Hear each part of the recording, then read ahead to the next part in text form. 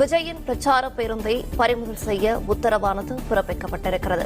விவரங்களை வழங்குகிறார் செய்தியாளர் சரவணகுமார். சரவணகுமார், வணக்கம். விவரங்களை சொல்லலாம்.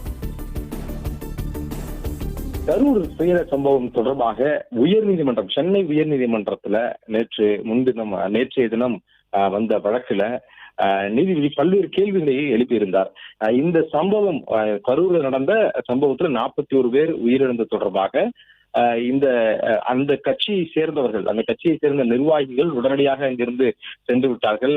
அந்த கட்சியினுடைய தலைவர் விஜய் உட்பட அந்த கட்சி நிர்வாகிகளுக்கு தலைமை பண்பு இல்லை என்ற பல்வேறு விமர்சனங்களை முன்வைத்தார். அது மட்டும் இல்லாமல் அந்த சம்பவத்திற்கு முன்பாக கரூர் நோக்கி வரும் பொழுது இருசக்கர வாகனத்தில் வந்த இளைஞர்கள் அந்த பேருந்தை ஒட்டி வரும்பொழுது, விஜயனுடைய அந்த பிரச்சார பேருந்தை ஒட்டி வரும்பொழுது அவர்கள் விபத்தில் சிக்கினார்கள். இந்த வீடியோக்களை பார்த்தீர்களா? ஏன் இது தொடர்பாக வழக்கு பதிவு செய்யவில்லை? வழக்கு பதிவு செய்வதற்கு என்ன தடை உங்களுக்கு இருந்தது? ஏன் அந்த பிரச்சார வாகனத்தை இந்த வழக்கிலிருந்து பறிமுதல் செய்யவில்லை என்ற